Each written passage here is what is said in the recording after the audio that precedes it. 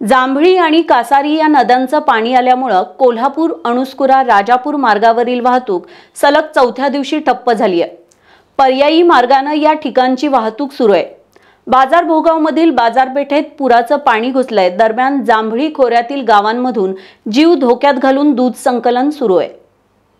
कोल्हापूर अणुस्कुरा राजापूर मार्गावरील वाहतूक पोहाळेवाडी बाजार भोगाव या पर्यायी रस्त्याने सुरू आहे। पडसाळी रस्त्यावर कासारी नदीचं पाणी आल्यामुळे जांभळी खोऱ्यातील गावांचा संपर्क तुटलाय।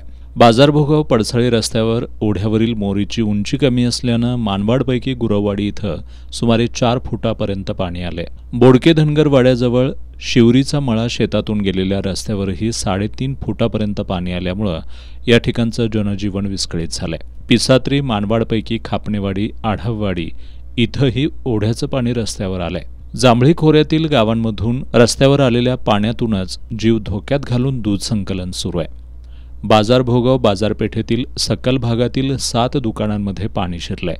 मंडलाधिकारी नलिनी मोहिते, तलाठी कांबळे एकनाथ गंभीरे, प्रज्योत निर्मळे, सरपंच सीमा हिरडेकर, ग्रामसेवक भोसले सुरेश पाटील, पोलीस पाटील छाया पोवार यांनी बाजारपेठेची पाहणी करून व्यापाऱ्यांना मालमत्तेचं नुकसान टाळण्यासाठी दक्षता घेण्याची सूचना केली आहे। गगनबावडा तालुक्यात सुरू असलेली पावसाची संततधार कायम असून पाटबंधारे प्रकल्प भरून त्यातून विसर्ग सुरू झाल्यामुळे कोल्हापूर गगनबावडा मार्गावर किरवे लोंघे इथं रस्त्यावर पाणी आलंय।